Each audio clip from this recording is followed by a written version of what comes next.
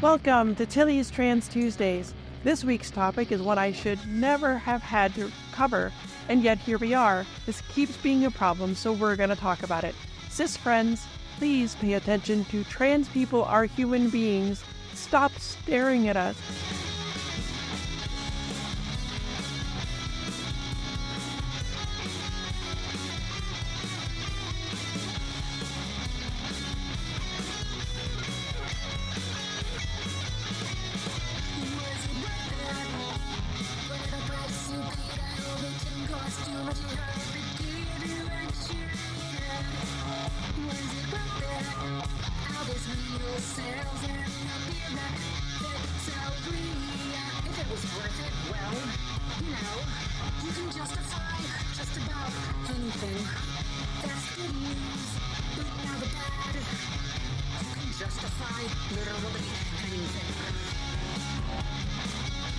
Hi, I'm Tilly Bridges, your host, and I'm joined by my writing partner, my best friend, my wife, our token cis representation, the only person I actually wish stared at me more, Susan Bridges. Hello. Our returning guest is Kristine Chester, a tall, geeky trans lady living in Pennsylvania with her wife, Nicole. When not consumed by the day job, she likes to play tabletop RPGs, disc golf, and dreams about traveling across the U.S. For 5 years, she was a player and an editor for Heroes of the Hidean Way, a Star Wars actual play podcast still going on today at thehideanway.com. These days, she can be found playing the part of Erin on The Kingery, an audio drama at pendantaudio.com. Welcome back, Kristine. Hello, everybody. It's good to be here. Okay, so before we get into a few questions I want to ask you, and then this week's topic, there's a thing that I have to say while I have you here.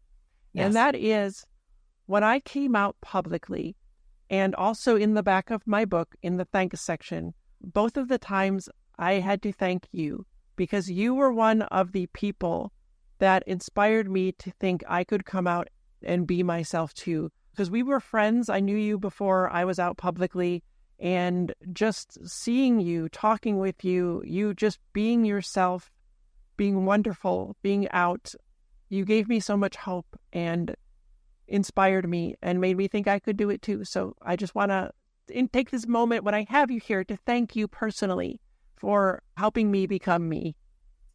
You're welcome, Tilly. That's something I'm really glad that just by being myself and being out there, that I was able to help inspire you, give you that hope, just as trans women before me did the same thing for me. And just like you are doing for others now too, you know.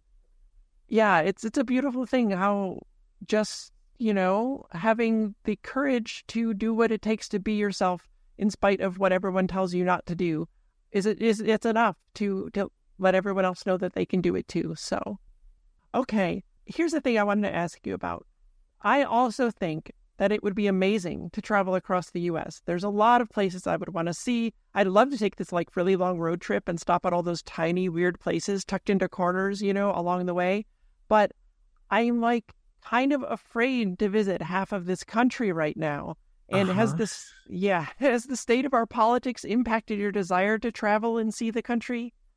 Yes. So here's some context on everything. So I have had the fortune of traveling across the U.S. twice. Oh, wow. Because now I live in Pennsylvania. I'm originally from Virginia. And when I met you, I lived in California. Right. And I got there by driving across the country. And then unfortunately, when things didn't quite work out financially out there, I had to make my way back. Yeah. But my dream is to travel with my wife and get to show her all these amazing places I saw along my journey, as well as there are places we want to go to. We want to see Yellowstone and the Redwoods. Yeah. And we're going to stop in Bozeman, Montana, just because it's Bozeman, Montana, and we're Star Trek nerds. Yeah. You got to see where the Phoenix had its first flight.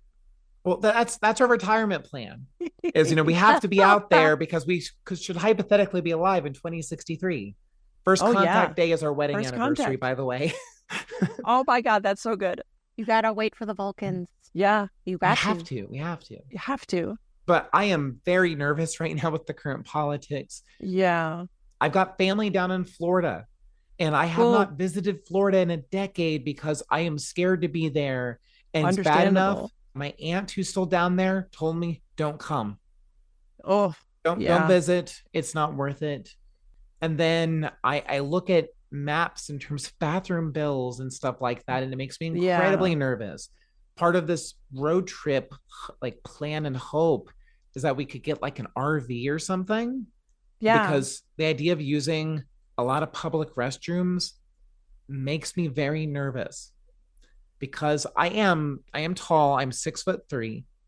Yeah. And in terms of my kind of like trans style, after I came out and tried out a bunch of things, I came back around a little bit towards some masculinity as part of my identity.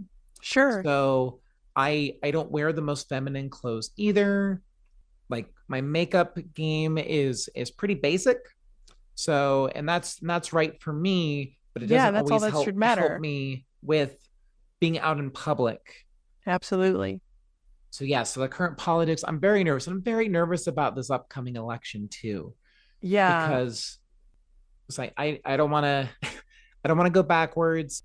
4 years ago or I guess longer than that now, when Trump was first elected, so when I got my passport, just to have something concrete with my correct gender marker to get through all that era. And I'm nervous going into this election. And I'm nervous about a lot of what the states are deciding. And it's where I'm doing my best to live my life. I don't want to be so afraid that I go back to not being out in public, that I go back to not exploring the world or living my best life. Yeah, it's really hard. Every trans person I know is like so stressed out about the coming election. So, and I'm going to do a few episodes later this year about the importance of the election and politics and everything. But for the cis folks listening, just know that very briefly, you outnumber us by so much. There aren't enough trans people to change things on our own, to make the laws better for us on our own. It will only happen when all of you stand up together and decide it's time that we have equal rights. So talk to your friends, talk to your family, make sure that they are voting for people who will respect our rights as human beings. That seems like not that much to ask. Really? If you don't know any trans people, maybe you do think pretty hard, because you probably do know some trans. And they just haven't told you because they don't feel safe to. So think about the words that you say and who you're saying them to. Yes. And if those words are bad, change them. Maybe stop being a terrible person. Well, if you're listening to this show, hopefully you're not. So, but that's part of what we're going to talk about in a little bit, cis folks, but we'll get there. Also, cis isn't a bad word. If you think it is, you've been listening to bad people. Oh, there's our favorite song. It's been a minute. Okay. Good song. Yeah. All right, Kristine, for you, what has been the most surprising thing about your transition? Well, I was just talking about this a little bit. I would say it's the journey you take in terms of your gender identity. So for me, when I first came out, I tried on like a lot of skirts and dresses, and I really wanted to embrace the femininity side of things, including even, you're going to laugh at this, Tilly. When I first came out, I went, okay, I'm not going to be a geek anymore. And impossible. Yes. I put down a lot of these things, and I was just focused on being a woman. Sure. And then after I kind of ran all the way to the other side of the gender spectrum, then I started crawling back, and I started picking up back the pieces of my identity that it's like I had to shed everything and then find out what fit again. So I played RPGs again, and I liked Star Trek, and I was a nerd, and I grabbed up all these things. But the most surprising one was the parts of me that are more masculine. So I'm not like, in terms of my identity, I'm not like full butch or anything. Yeah. But I'm definitely more comfortable in like jeans than I am, say, in a skirt or a dress. And it's just part of who I am. Yeah. Now that's still different. I'm not wearing the super baggy ones I used to. Right. I can have cute little designs on them or different things. And then I do still wear, like right now I have a Geeky t-shirt on. I do still have geeky t-shirts that I wear. Yeah, me too. Yeah, they're just cut different. And they fit me different. And now it's taking on some of these things I had before, but making them my own.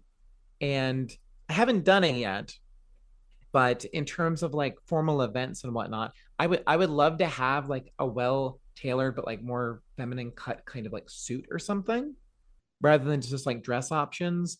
And it's a funny thing to think about, because it's like I want to reclaim these things, but I want to tailor them to me now that I've figured out who I am. Yeah, absolutely. And I think that's a lot of things that, especially people that are newly discovered that they're trans or just beginning their transition, there's no one right way to do it. You don't have to go, if you're a trans woman, you don't have to go completely full high femme. I mean, it's okay to try it and see how you feel. And if it's not for you, that's cool. And if it is for you, that's cool. I mean, you can be a butch trans woman. You could be anything you want to be. But so many things in society, tell you that you have to do X, Y, and Z, and that's the only way to do it. And no, that's crap. Don't listen to any of that. So, including sometimes other trans people. Oh, yes, absolutely. Unfortunately. So I was figuring out some of these things. I had as part of a trans support group that they very much push that, like, you need to be more feminine. You've got to be more ladylike, these kinds of things. And it's like, okay, I think it's okay if I order a steak for dinner instead of a salad. I think it's okay if I wear jeans instead of the skirt today. Yeah. Oh, yeah. It's tied in with the whole, trans medicalist nonsense that a lot of trans people have as well. So, yeah.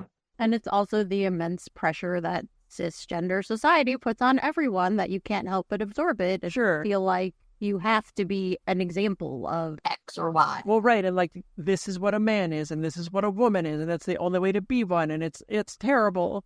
And yeah, it affects trans people a lot, but cis people too, even. So. Oh, yeah. Absolutely. Yeah. I've known, cis, like masculine people, or, cis men who, liked more feminine things, that wanted to paint their nails. Yeah. And so what? Let them do their thing. It's about presentation in that way. And that's okay. It's a big, beautiful tapestry. Exactly right. Yeah. If you had one piece of advice for people who are just beginning their transitions, what would it be? It would be to start. Okay. Where do we define starting their transition? Well, wherever you want to define it. It's an open-ended question. So however you want to go. I would really just say, like, start trying things. There's nothing wrong with trying something out and then changing it later on. Like I myself, what's now my middle name, Viola, that was my name for over a year. I was Vi to my friends and family. I tried it out and it was a little too old-fashioned. And so I ended up becoming Kristine. But I tried on a name. You could try on pronouns. You could try on this, this dress or this suit or this makeup. And if it's not for you, it's okay to put it down. The exploration is how you're going to help find yourself. It's by turning to the people you love and trust and going, hey, can you call me by this name or use these pronouns? Or, hey, when we go go out for dinner, I'm going to dress like this. And if it's not for you, if you're not comfortable, like I was talking about, like me with the skirts earlier, it's okay to go, you know what? This is not going to be my day to day. And, moving forward from there. So try some things. It's okay. It is okay. And I think that's great advice, because that's how you're going to find out what you do like and what you don't and what feels more like you. And you don't have to have it all figured out ahead of time. I certainly didn't. We all learn about ourselves as we go through life, right? And transitions are no different. So try things, experiment, see what you like and see what you don't, and keep what you do and get rid of what you don't. And that's all good. Exactly. All right. Before we dive into this week's topic, remind folks where they can find you online after listening. I can be found on Twitter at 12th Night. That's 12th a night with a K. I'm not super active on there anymore, but I do check it pretty frequently. So if you need to get a hold of me, if you want to @ me or DM me, I do check it. I would be available. I just don't tend to post as much to the old timeline these days. All right. Excellent. Okay. Hi, cis friends. This one is going to be a whole lot for you. You know how in these episodes I mention other relevant related episodes or essays for more info? That's going to happen a lot in this one, and they are all for you. It's a little bit of homework. When episode numbers are available, I will give them. When not, know that the essays are all at tillystranstuesdays.com. Please do the listening and reading if you are not familiar with the topics I'm discussing. To start with, I want you to know how staring actually happens to trans people. A social media post I made reads, "Got gawked at by 3 different people on today's run. Yes, I am trans. You need not stare at me to confirm it. We exist and we're humans too. Stop being so effing rude," flat mouth emoji. It really, truly happens. Another social media post I made reads, "The uncomfortable cis is a great band name and also what I call the people who continue to stare at me in public." It isn't some imagined slight. Another social media post I made reads, "Running errands this morning and 4 different people gawked at me. One guy in a suit jacket and a diamond stud earring went so far as to lock his bulging eyes with mine, turn and keep staring while he walked backward.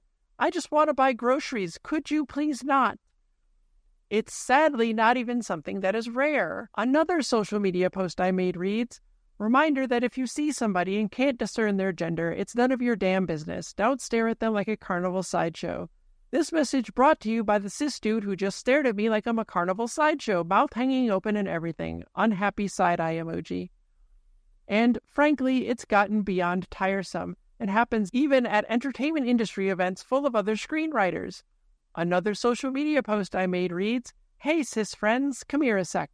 Did you know that the appropriate response to seeing a trans person in public, say at a mixer for a guild that you're both members of, is not to do a double take and stare like their presence is an affront to you? Okay, thanks, good talk."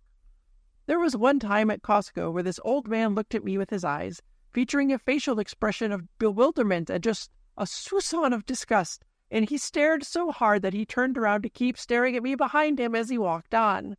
So I stared right back. It's not every day I see blatant displays of assholery after all. Though actually it is sadly because certain figures in current events have made some people think it's perfectly fine to treat people this way if they're different from you. Okay, Kristine, here's the first big question. Has this happened to you? Do you get the stares? Does it happen a lot? It does happen. Yeah. And I will say it happens more often these days than it did 10 years ago in my experience. Because it used to be in the 20 teens that trans people were not well known about. Like you really had to go digging to learn about us. So most people just kind of mentally put you in, one box or the other when they met you, was my experience. And that was kind of that.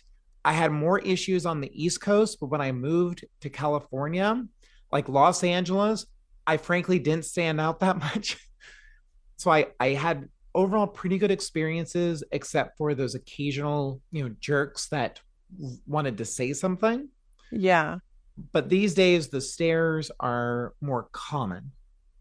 That's fascinating because, like, all of mine, I've lived in Los Angeles the entire time that I've been out, and all of mine have happened here, but that was all in 2020, when I came out when Trump was still president. So that's, there's this whole thing where his bigotry has made other bigots feel enabled to display theirs publicly. And that's fascinating to hear you say that maybe that is all wrapped up in that now they're not ashamed to stare at people anymore when you should be.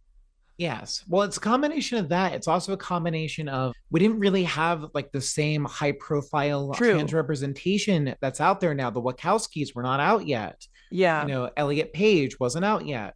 Laverne Cox, wasn't out there. Like we didn't have these people to kind of teach you, hey, here's, we weren't telling trans stories in most media. You had to really go digging to find any kind of, trans representation, because believe me, I went digging. Yeah. I mean, it's still not great. I do my reports every year on trans rep, and it's not great, but it is so much better than it was 10 years ago or 15 years ago. But it's more now, and it's more often that we're not just the butt of the joke, even if that still happens more often than I would like. Yeah. So it's just everybody's more aware. 10 years ago, you had to explain what being transgender was. Now people know the word, know the term. So I've noticed that difference when I've come out to people. But yes, people who are uncomfortable with us, they feel like they can stare and they can make commentary more often than they used to. I see that, we all see that a lot online now, but it happens in person too. Gosh, just maybe a couple months ago, just walking in my neighborhood, my wife and I passed this guy who asked me, like, point blank, as he's staring at me, are you a girl or a guy or something? Oh my God. It's like, what? Why is that okay to ask? Why is it okay to stare? It's none of your business. I am a human being. Go to hell. Yeah, there's a certain boldness of assholery. Yeah. I think. And also because, like, where we live or we shop, like, it's a more affluent area. And what are more affluent people? They're going to be white, and they're going to be cis, and they're going to... largely Republican. Yeah. And, like, yeah, for sure. Like, even in our neighborhood, like, there's a house that flew a Trump flag a couple years ago. Like, you can't even believe the audacity of these people, like, being proud of being absolute horrible people. Right. It's so prevalent. You see it even in the trans allegory of the Barbie movie, which begins in episode 61 of this show. You see it in the trans allegory of Silo Season 1, which begins in episode 36 of this show. You even see it in my favorite book in the universe, Wrath Goddess Sing, which is a beautiful, incredible trans novel by author Maya Deane, who I interviewed for a 2-part essay. Nice. I have that one on my shelf. I need to, it's on my list to read it, but I picked it up back when it first came out. It is gonna, the way I describe it to people who have not read it yet is that it is a megaphone on the heart of every trans woman, screaming to the world about what we go through. It's gonna, you're gonna love it, but some of it you're gonna be like, woof, that's so real. I think a lot of cis people maybe don't understand the big deal. And I want to clarify that stuff like this mostly rolls off my back. I might have a, why does the world have to be like this vibe for 5 minutes or so, but it's not going to ruin my day. But that's certainly not true for all trans or non-binary people. Part of the reason it doesn't bother me as much is because I have an amazingly accepting home life. I live in a state that respects me with laws that reflect that. I didn't lose anyone at all from my life when I came out. You can learn more about that in episode 32 on my privilege. And I talked more about my own privilege in episode 51 on the only trans person you know. Spare a moment to remember how often trans people, especially trans women of color, are victims of violence due to the crime of existing. Think of the trans people in states with laws that are openly hostile toward them. For more on that, see episode 10 on trans intersectionality. Think of the trans people in dangerous or downright violent home environments. Think of the trans people who lost their jobs or homes after coming out. Think of the trans people for whom all of the above apply. And for more on that, see the episodes on the 2022 U.S. Trans Survey Report Early Insights, which starts in episode 69. And on top of all of that, we have societal transphobia. And on top of that, we have multiple trans microaggressions, often on a daily basis, which I talked about in episode 58. Now think about adding cis people staring at us like we're some curiosity to be gawked at on top of all that other stuff and how that might feel. And look, I don't get it. Why would you do this? Oh, you can't figure out my gender at first glance? Well, so what? What business is it of yours what gender someone is? Go about your life and stop making us feel like shit. This is invariably tied up in misgendering and passing, which I talked about in episode 34. Because we shouldn't have to pass. I don't even want to, but if I did, I sure wouldn't get stared at like a freak by so many cis people I encounter. How does the incredibly complicated issue of passing sit with you, Kristine? Like, I think a lot of trans women, it's complicated. It's so complicated. There's the part of me. Okay, so when I first came out, I was, as I put it, I was in my, like, screaming I'm trans from the rooftops phase. Sure. Where I was out and about, and it was just I love the fact that I was trans. Yeah. And very accepting of it and stuff like that. And where I am today, I still love the fact that I'm trans. But I find I confide in fewer people. Because I had some really bad experiences at work. Oh, I'm sorry. My previous job. And it's made me a little bit gun shy at my current place of employment. Sure. But I'll say I've been able to tell my managers and had nothing but love and support. That's good. In the wake of it. So when it comes to passing, it's kind of this mixed bag. There's that part of me that wants to pass, but then, that way I don't have to deal with any of these circumstances, right? Sure. That way I can just live my life and not have to Just worry live your about life. it. Yeah. But also, if I do that, then like I couldn't have inspired somebody like you, Tilly. Yeah, right. We wouldn't have had that moment to then talk about it and help tear down these walls and these barriers to make us more accepted by society. Because we shouldn't have to pass.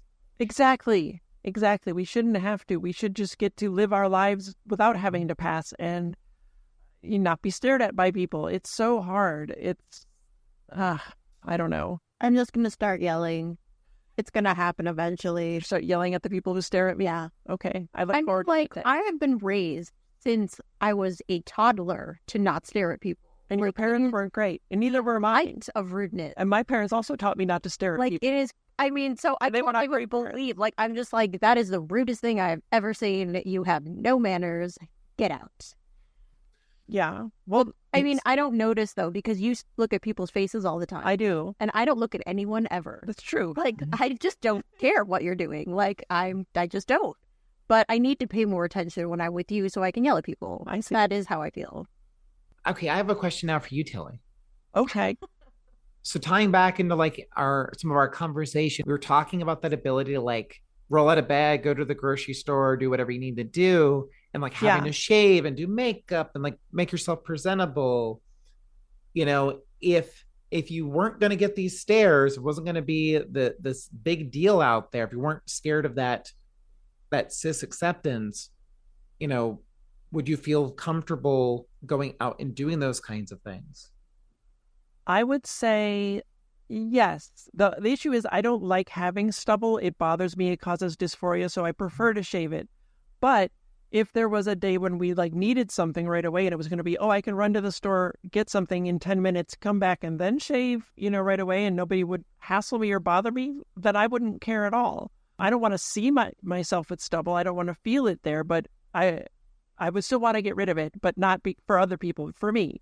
But if I didn't have to worry about the way other people would react to me or any possible harassment or worse that I might face appearing to be a bearded lady, then then I would not care for something short like that. It wouldn't bother me. Yes. But I don't know. Occasionally too, we go to meet someone and you don't wear makeup. Yeah. I don't always wear makeup, but that takes time. But what's the mental calculus you're doing there? You're just you're not going to be the one ordering. I'm going to order whatever it is. The mental calculus I do is if we are going to meet somebody, we do a lot of coffees or mixers. With other writers. That's kind of what you have to do. If we have never met them, I put makeup on to be sure that I will be gendered correctly, that they will read me as a woman, that they will imprint in their heads, woman, she, her. Mm-hmm. If they are our friends, if we've known them for years, I don't care about putting makeup on. I still want to shave for me. I do wear makeup for me, not for other people, but I don't wear it for me every day. So there's some days I just want to, and I'll put it on. That's great. But when I do put it on for other people, if we don't know them, just for bigger events. Or if I want to look nice, I'll put it on. Sure, yeah. But sometimes there's casual writer mixers or something. Yeah. 30 people. Because I don't know those people and they're meeting me for the first time, and I want to be sure that they are going. It's worse to me if they misgender me or dead name me. Most of them don't know my dead name, but getting misgendered is worse than the time it takes me to put on the makeup. So I will do that to prevent the misgendering if possible. So you and I are in the same boat there. If it's friends I've known for a long time, not a big deal. We just had friends staying at our house the other day. Yeah. And you know what? They see me first thing in the morning. I don't care. I know I'm not going to have any problems. But if it were people I'm just meeting, make up the whole 9 yards. Yeah. And I bring this up too, because there are other times too, where whether you want to or not, you may not have luxuries like that. I'm going through electrolysis right now. Right. Well, here's the problem with electrolysis. To make it easier, you can't shave the day before. And the day you have it done, you can't shave because your face is recovering. That's 2 days. 2 days of growth. And it is maddening because you've got still have your life to live. So my wife and I, we've got to basically make sure we're like camped out, we're ready to be indoors to get through all this. There are some trans ladies I know who have to wait 4 days for enough growth to do electrolysis, and that's 4 days of stubble. And I'm just like, they're like, I have to go to work like this, and I can't just take off work every time I have an electrolysis appointment. And it's so hard for them, and I feel so awful for them having to deal with that. I couldn't do that like that. I mean, I don't want to say I couldn't do it. I'm very lucky in the fact that I currently don't have to do it, and I can't imagine having to go 4 days without shaving, because that goes back into the gender dysphoria. Yeah, there'd be so much. I could be completely on my own for 4 days, and I would shave at least 3 of those days. Exactly. The most I can go is if I like need to let my face rest because the shaving, irritates it because I shave so close. I can go 1 day, but every time I see myself in the mirror that day, it's going to be bad. And if I touch my face, it's going to be bad. The most I can handle is 1 day. And by the next morning, my face is so stubbly, I cannot handle it. The dysphoria is so much. I have to get rid of it. I cannot go more than a day. And even that day is tough. So yeah, it's really hard. Yeah. The part that gets me is the sheer lengths we often go to just to make cis people comfortable. It's going to vary for every trans person how much, if any, of what we do is to make cis people feel better. So this is a reminder that I'm speaking personally here. See episode 5 about how much real cis acceptance can help us feel like who we are. See the essay on cis privilege and how much we need you to put bathroom bans bullshit to rest. I've talked about all the time and money I put into trying to make my body feel like it's mine, at least part of which is also about getting you to recognize me as the gender I am. I did an essay about how your bad representation of us in media can be so harmful and damaging. I did an essay about how your good representation of us can mean so much more than you might ever realize. I did an essay about how the TERFs among you are waging war against us based on nothing but misguided fear. Bigotry!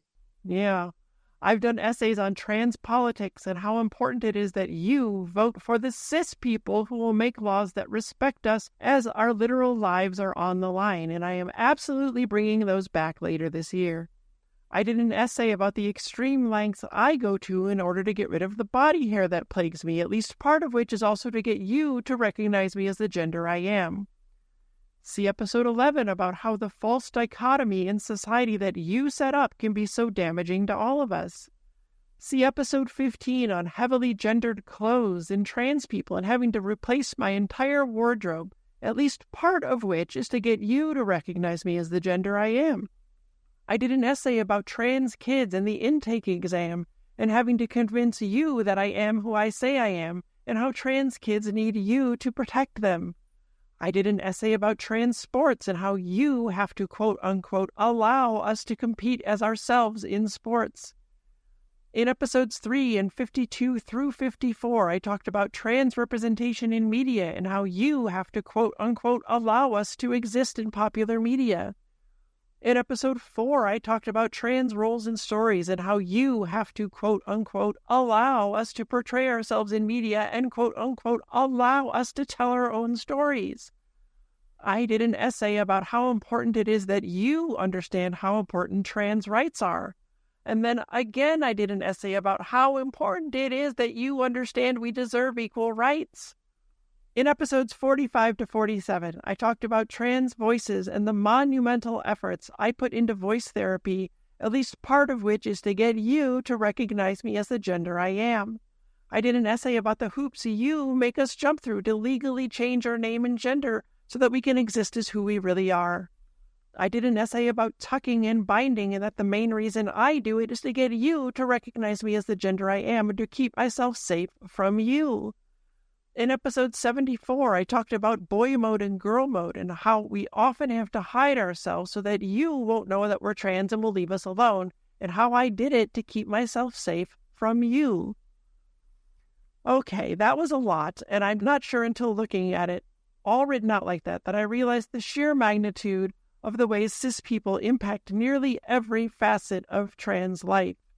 Was that something you were fully aware of, Kristine, when you began transition, just how much of it is gatekept by cis people? I want to say yes, but it's probably actually no. Like, I thought I knew, and I clearly did not know there was so much. It's a lot you just laid out there. It is so much. And I would say some of it I knew ahead of time. I knew about like the Benjamin standards of care. I knew I was going to have to get permission to start HRT and get started with these things. I knew there was going to be these hoops to jump through for my name and for my gender, including I was the first person to change their name from a masculine name to a feminine name in the county I was in Virginia. Wow. When I did that, I had to go to court. I had to go appear before court because they never had a case like that before, and I had to set the precedent. Wow. But think of how you made it easier for all those other trans people coming after you. That's amazing. I'm very proud of you. Thank you. But there are these like little things that come up, and the more of the areas in which I've become aware of been things like the media representation, the politics, the big picture stuff, because we are, like you talked about at the beginning, we're such a small group in this bigger whole. And I know when it comes to like trans representation in stories, there aren't enough trans people who get a chance to be writers or actors or or directors or work behind the scenes. And so we do need cis people to not tell our stories for us, but to at least represent us and be able to do that with the help of sensitivity consultants and with a care and a knowledge. Because if they don't, if we're counted on as the only ones to ever represent ourselves, we're never going to get anywhere because we're too small a group. Right. And I wasn't aware of the full magnitude of all that until I was working in the entertainment industry and got to realize, oh, wait a minute, I'm kind of on my own island at the time.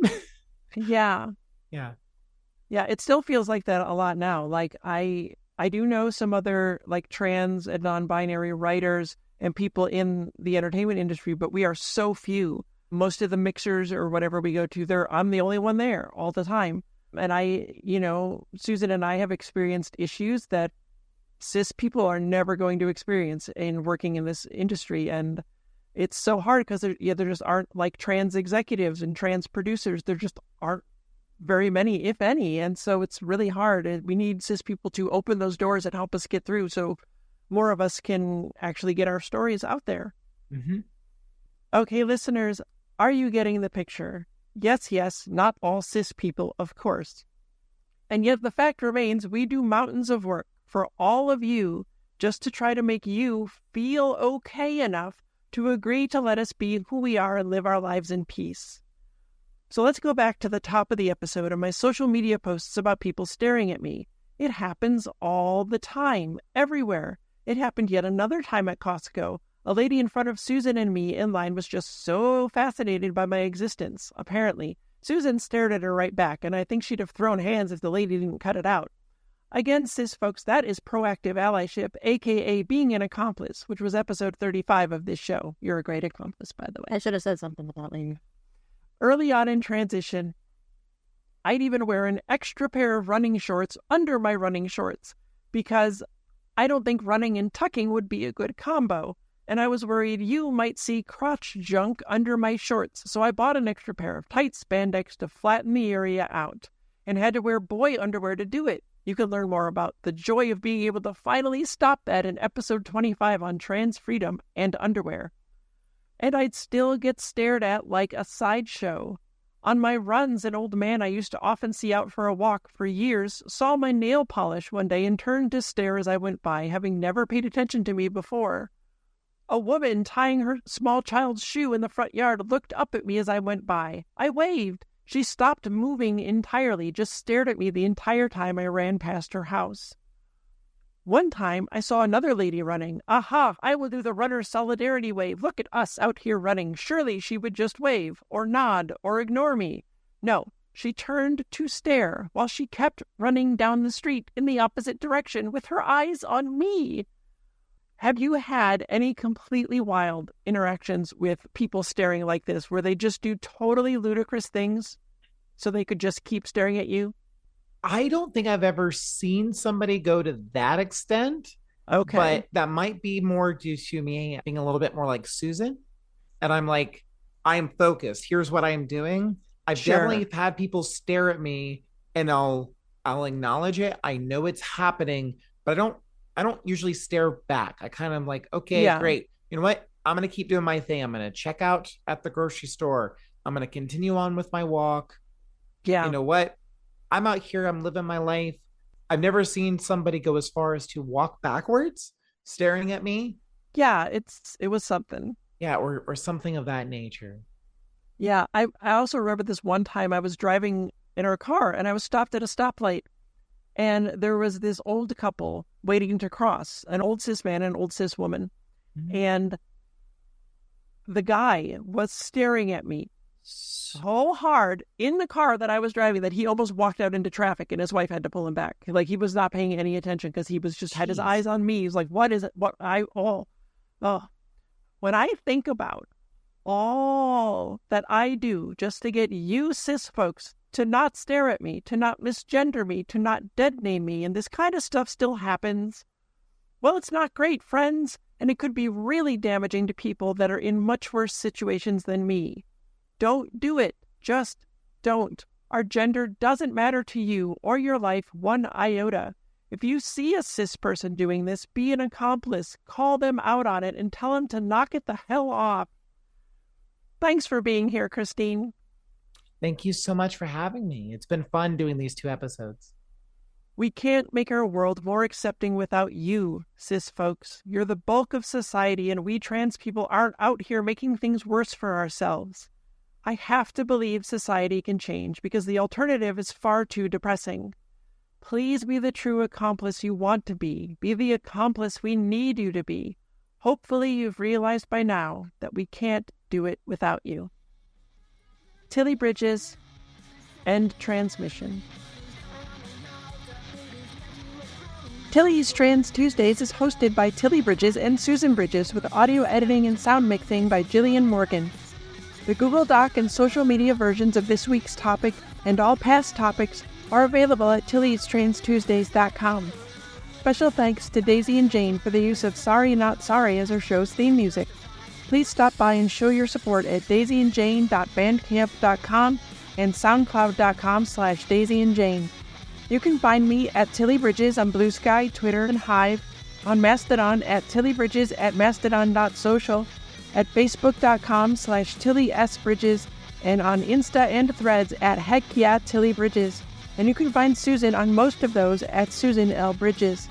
You can find Jillian at Audio Jillian on Bluesky. You can join the Tillyverse Discord server by following the link at the very bottom of tilliestrainstuesdays.com. We hold regular watch parties for the Matrix films and other trans movies, where I do a live Q&A, and it's blossomed into a wonderfully supportive, compassionate, kind community of friends. We'd love to have you join us. For more information, visit pendantaudio.com. Thanks for listening.